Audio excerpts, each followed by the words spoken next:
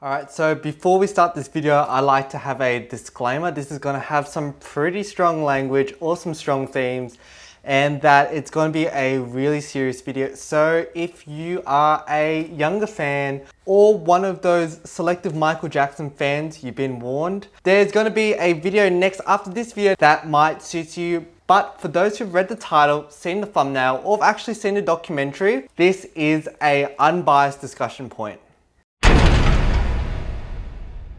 So I rarely do these types of serious talking videos, so I thought, seeing this documentary, here are my thoughts and my opinions on it.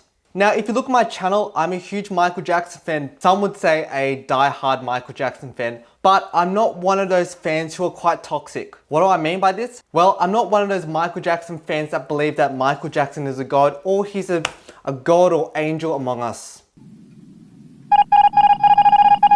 Face it. He's human just like you and me, and we all make mistakes. Look, I get it. When I was younger, when I was in primary school, or growing up as a teenager in high school, I used to be one of those diehard Michael Jackson fans who I thought he was perfect. And that, he was a god amongst men and he did nothing wrong. And us fans, we should be bowing down towards him. Well, as I've matured and grown as a person, although this documentary does have some connotation to it, I normally look at Michael Jackson from an unbiased point of view now, in which I'm not easily triggered when something negative pops up when it comes to Michael Jackson. So this review is coming from an unbiased point of view where the filmmaker inside of me, who does make documentaries, my aspect as a filmmaker shows, as well as me being a Michael Jackson fan also shows as well, so it's a perfect combination of the two. So when it comes to critiquing Michael Jackson, everybody thinks that they're an expert.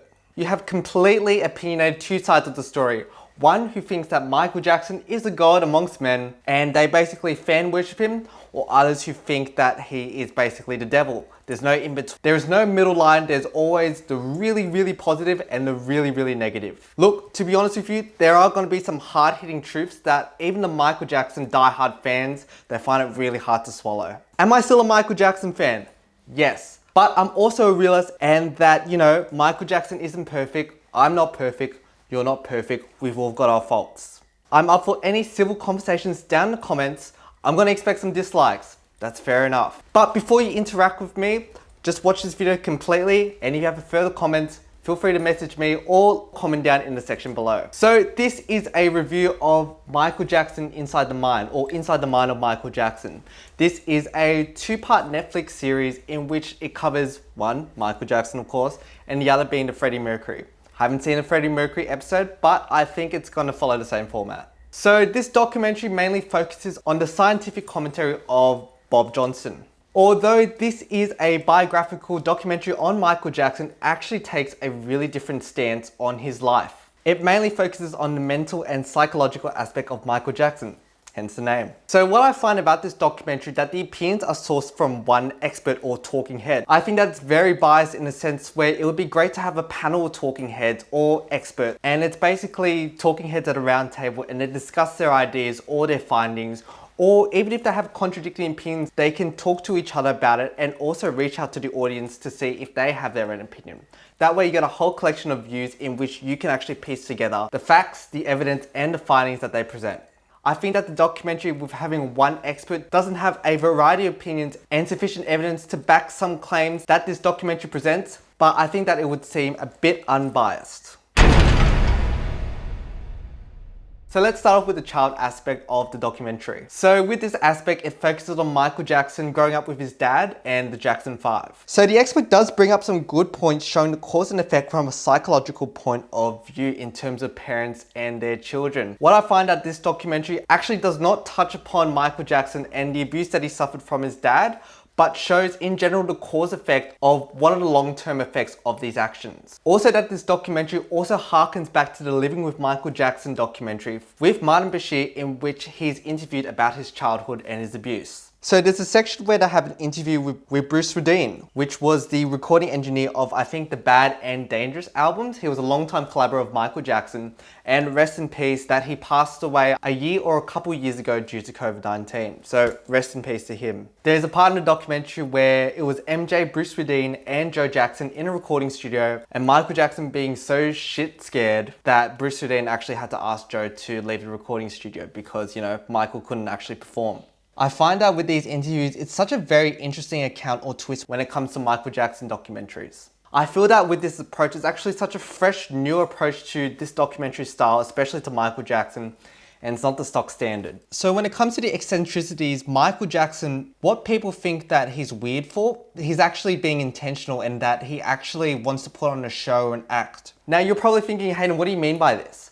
Well, in the documentary, they actually say that one time Michael Jackson was in a wheelchair and he was being wheeled around and that the newspapers were taking pictures of him.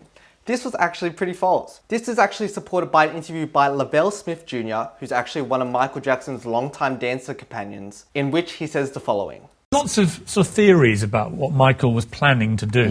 What was he planning to do? Well, we were going to do short films. I mean, you know, Michael loved the short film. We were working on a cowboy film. But I feel that the expert who's talking in this documentary, he feels more of a narrator, more like an expert. He's more so just telling a story in which he's coaxing his ideals, and it just feels like they're just mainly claims, where I said before, like, it would have been great if there was a talking head of different experts.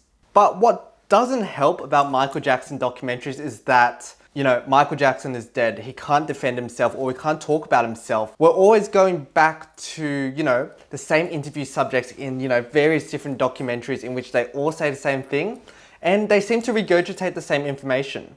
These so-called friends or journalists who are experts on Michael Jackson just feels like this information is regurgitated over and over again through these documentaries and, you know, it's literally the equivalent of being a dead horse. Sometimes even in fact, when they are doing the interviews, it's edited in a way where, you know, they're not portraying the full story or they make it really vague in their answers. Some of the facts, they do touch upon stuff, but not in a huge detail. And I feel like they just ripped off the Wikipedia article, The Health and Appearance of Michael Jackson. Like, seriously, you can make these claims, but there's no solid evidence to back it up. There was mentions of vitiligo, which is great. Not many documentaries actually talk about Michael Jackson having vitiligo. They do say that Michael Jackson had bleached his skin, but it was a conditional bleaching. When Michael Jackson had vitiligo, even in the later stages when he had vitiligo, he was like a porcelain white. That's why he got the bleaching creams to even out his skin and to make it look more natural and more with his post-vitiligo skin tone. I just feel that some of the facts mentioned, they just feel like sentences strung together in the edit, and I just feel that I wish there was more supplement archival footage or like B-roll or actually like medical reports that show or support these evidences. Now they mentioned the Pepsi commercial, which is the main catalyst of Michael Jackson being addicted to painkillers. There's no doubt about that. If Michael Jackson did not have the Pepsi burn on his head, he would not be addicted to painkillers. Because of this, the expert claims that he has addictive tendencies. Now, the choice of the wording, there is so much negative connotation when it comes to addictive tendencies, you know, smoking, cigarettes. Although, yes, Michael Jackson was a drug addict. Yes, he wasn't addicted to painkillers, he was dependent on them. But I feel that, yes, being dependent on painkillers, you know, it is a negative thing in terms of taboo, but there's always two sides of the story. It's, no pun intended, a very biased jab. But, you know, when it comes to drugs, you know, drugs are obviously bad, but addictive tendencies, this is where the documentary just plays on the devil's advocate in a sense where, you know, it's really easy to bash, but, you know, if you're on the other side, it's very hard to support. And they also interviewed Michael Jackson's former bodyguard, Matt Fitz. I think that's how you pronounce his last name. But he was Michael Jackson's bodyguard in the early 2000s, in which he actually grabbed some insight on Michael Jackson's use of painkillers. And ironically, one of the songs in Blood the Dance Floor is called Morphine, in which it mentions Demerol. Look, Morphine is such a personal Michael Jackson song. It really shows his addiction and it shows what type of a mental state that he was in at the time. Look, being addicted to painkillers, also being accused of child molestation, like I would be totally in the same headspace, probably even worse if I was in his shoes. What he was addicted to, that's what ultimately killed him. And then they touched on the 1993 accusations. But before we get into it, I just feel that in the documentary, there's always this same overlay of the expert looking at these brains, you know, doing these beauty hero shots of him thinking and contemplating, what is my next claim? Or I just feel that it's really overdone. And I feel that I just feel that the B-roll, there was more variety in a sense where, you know, you could be saying one claim and looking at brains, but I wish it was portrayed as he makes a claim and there was actually supporting evidence for it. It is a fact that Michael Jackson went into rehab due to the 1993 accusations. With the help of Liz Taylor, he went into rehab. And I also think he thanks Elton John in the Blonde on the Dance Floor album for, helping him with his drug problem. Elton John as well, big music legend, but a cokehead. You ever seen Rocket Man?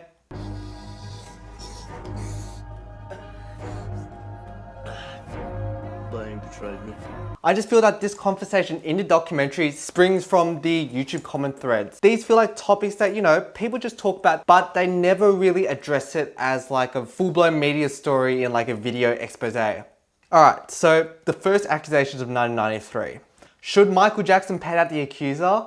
Absolutely fucking not. His legal team was talking to him saying that, yeah, you should just pay it out, get rid of it, but Michael was so adamant he didn't want to do it, but they just want to get it over and done with, and that's why they paid out. From looking at an outsider's perspective, if you paid out a victim, that looks like you are extremely guilty. There's even a shot of a public person being interviewed about the incident, and they said that, if you're truly innocent, why would you pay out your victim? Now, I'm not saying that Michael Jackson is guilty because, as you can see, he was acquitted in 1993. Well, technically not. But there was evidence in which the boy was lying as well as his father, and he was also acquitted in 2005. Now you're probably thinking, Hayden, what about Leaving Neverland?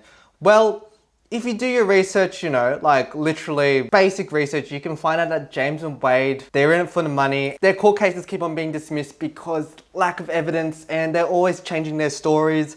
It's almost the equivalent of a primary school person lying. The Jackson estate, again, the Jackson family, they're saying, look, these guys, they're just out for money. And in fact, they sued for money. What's your response to that? That this is all about the money, that this is why this is happening now, and that they're lying. They're just out for the money from a dead man who cannot defend himself. It is all about the money. But it's all about the Jackson estate's money and the Jackson family's money. Now, I disagree with Michael Jackson sleeping with boys. I think that's... It's really weird, seriously. Look, I get where he's coming from, and his mindset is that, I didn't have a childhood, fair enough. And when he was growing up, he had older brothers tucked into the house, and it's all brotherly love, which I understand. That's cool, fair enough. But if I were to explain to a person, hey, I sleep with boys, do you see that negative connotation? Like, yeah, if I were to explain it, maybe I'll get it, but they think, should I really be friends with Hayden?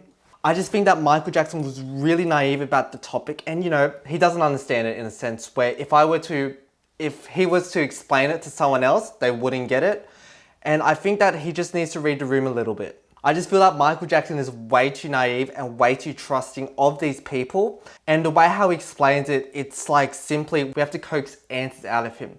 That's what happened in one of the 2005 trials. They said that, I slept in the room, we were jam-packed. Turns out Michael was actually sleeping on the ground in a sleeping bag with Frank Cassio and the children on the bed. As you can see, it's completely different stories. And when Michael's like, yeah, I sleep with kids, like there is a substantial difference. Now, the documentary actually touches upon narcissistic disorder, which I found was really interesting. They compared it with Michael Jackson's life back in the History Tour, in which he had that massive statue going down the River Thames and, all this military insignia and all that stuff. I can see where the narcissistic disorder comes from an expert's point of view, but I feel that if you were an artist, and this is like many artists, they always try to reinvent themselves when they're creating content. Look at Madonna. Look at Prince. Michael Jackson is the same. He basically spanned from disco to pop to more of a bad, no pun intended, but more like a punk aesthetic. And now with History, that was more military compared to Dangerous, which is more like a New Jack Swing. If you're an artist, you have to be so versatile in different styles, but I personally think, maybe you can argue, that's the narcissist in me. I personally think that's not narcissist personality disorder. But I find it really amusing that there's this selfie video of Michael with a camera in front of a mirror saying, I'm not a narcissist, yada yada yada. I'm not a narcissist, just trying this mirror effect, testing the camera, seeing how well it works. The documentary touches upon the Living with Michael Jackson documentary back in 2002 with Martin Bashir, but it's more so archival footage. I just feel that in that Martin Bashir documentary, I think Michael Jackson was way too naive and way too trusting to have a person like Martin Bashir literally twist his words, not even showing him a draft of the documentary, even even before it aired, when it literally aired, Michael Jackson, that was the first time of him seeing the documentary on TV. And not just to him, to millions of people around the world. I just feel that Michael Jackson was way too trusting, and the connotation that he put in his words, it just doesn't click right. Like, it makes sense in his brain, but when he's explaining it to other people, they'll be like, whoa, like, can you say that again? And they touched on the baby dangling incident. Look, seriously, I can't defend that. I really can't. Yes, Michael Jackson did defend himself after the baby dangling incident. Like, if you just seriously look at it. And his explanation, it just doesn't, add up. I just feel that the reason why he said that is because, it's basically just to cover, that recklessness. I get that. I'm reckless too. I do a lot of stupid things. But, this one was like, this one was absolutely crazy. Like, I seriously can't defend the Michael Jackson baby dangling incident. Yes, there are memes, tasteless memes. Tasteless jokes. Even downright appalling stuff associated with that. In terms of this article especially, like, seriously, what the fuck? I just feel that the baby dangling incident, I can't defend it. Like, even I'm astounded. And they talked about the 2005 accusations, and to be honest, this is the darkest years, I think, in my personal opinion, of Michael Jackson's life. Has so much negative connotation where, in those years, literally it was Michael Jackson and his fans versus everyone else. That's just a fact. Everyone literally abandoned him. And I just feel really, really bad and sorry for Michael Jackson because, he's a genuine person. He's got a fan following that really loves him. But with all these negative connotations and just the cause and effect of, not being clear enough, being naive and being way too trusting, that's what ultimately led to those trials. And they touched on the This Is It period, which I think it was a really sad bookend in terms of Michael Jackson's life. His health was literally deteriorating. He was so dependent on painkillers and all these other types of drugs. The documentary actually just touches on a fraction of what really happened. If you really want to know what happened, you should check out the AEG Michael Jackson Conrad Murray trial. That basically shows Michael Jackson's health in that state during that period, and I think it's really sad. It's sad because that's not the Michael Jackson we know. It's sad because this is the Michael Jackson that he was keeping in secret out of even his children and the public eye. Even if you listen to the This Is It band members' interviews, he didn't even rehearse half a song. The editors of This Is It, as you can see, strung together different rehearsal days from This Is It to make it look like he rehearsed a full song. There's this anecdote of Karen Faye, who she's a bit controversial to some fans, but she's Michael Jackson's makeup and hair artist. He said that his heart, you could literally see it beat. And to top it all up, they actually played Michael Jackson when he was high as a kite on painkillers, doing voicemails. What's wrong, Michael? I don't know if I should tell you this, but I don't know who may be listening. There may be a group of people that want to get rid of me. They don't want me here anymore. I don't understand. What do you mean? Talk to me. I can't talk about it over the phone. I don't know what's going to happen, but I just feel in my soul, only God knows, they could shoot me. They could stab me. They could frame me and say I overdosed you with drugs. They can do a lot of things. The last years of Michael Jackson's life was probably the worst that he's ever encountered. And tragically, that led him to his death. I wish they actually would have mentioned in 2001 at the Madison Square Garden concert that he was high on painkillers when performing. That's why he seems a bit disorientated or just like really dazed, is because he was taking painkillers due to the 1999 Earth Song incident in which the bridge collapsed and ultimately that actually injured his back for years to come. Some other points about the documentary, it seems that they used the same overlay footage in terms of their catalogue wasn't really that diverse. They didn't use any Michael Jackson songs, but they used a handful of Getty images or stock images of Michael Jackson, which are in the public domain, news footages, which is also in the public domain, and this clip of Royal Brunei that leaked a couple of years ago of him performing Jam, and it kept on looping every time in the documentary. I thought it was really weird. And they also used the Living with Michael Jackson documentary. Look, to be honest with you, I thought this documentary, I thought it was going to be a real big shit show. To be honest with you, I just felt maybe it's another Leaving Neverland. But to be honest with you, if you really research into Michael Jackson, you can see that although he was the greatest entertainer, arguably, in the world, you can see that he also had some faults.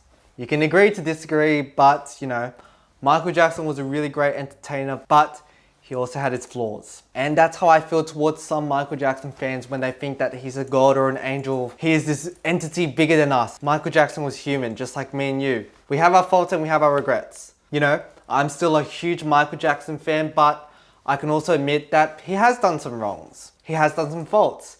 He's done some things that obviously I wouldn't have done in that situation. But there's a difference between slandering Michael Jackson and simply telling people, fans especially, and also people who really want to glimpse into his life, what really happened. There's a certain approach to presenting this information. Is this documentary a good approach? Look, as you can see, I've critiqued this documentary. There were some cons and there was some pros, but that's my unbiased review of this documentary and my personal thoughts on Michael Jackson for that matter. If you lasted through this video, I really appreciate it. I would love to hear your comments down in the section below. Notice how there wasn't any sponsor segment or anything because I just felt like this video was way too serious, in which I just want to break from the usual, what's up you guys, it's your boy Hayden Huynh, and really wanted to be real with you. If you found this video insightful, give it a thumbs up or a dislike. I just really want to voice my opinion to you guys and also voice my review on this documentary. For those who are used to my usual videos, you know, there's more Michael Jackson videos soon to come. And I feel that I just want to get this off my chest, being a Michael Jackson fan for what, since 2009. So if you did the maths, 2021 minus 2009, look, that's 12 years of me being a die-hard Michael Jackson fan. Look, I'm just being real with, you know, you as a viewer and maybe a Michael Jackson fan or a person who watched the documentary, and me, you know, lifelong Michael Jackson fan, talking to you about my thoughts. Look, obviously, I'm not a hater. If you see my room, my posters, my collection, my Michael Jackson costumes, my videos, my Instagram account, you can see that I'm forever a Michael Jackson fan. To me, Michael Jackson has evolved from being a die-hard fan for me actually appreciating his work ethic, his admiration for his songs and all that stuff. And ultimately, Michael Jackson's one of the influences who made me become a better person for me in terms of me pursuing my dream as being a filmmaker, maybe Michael Jackson performer.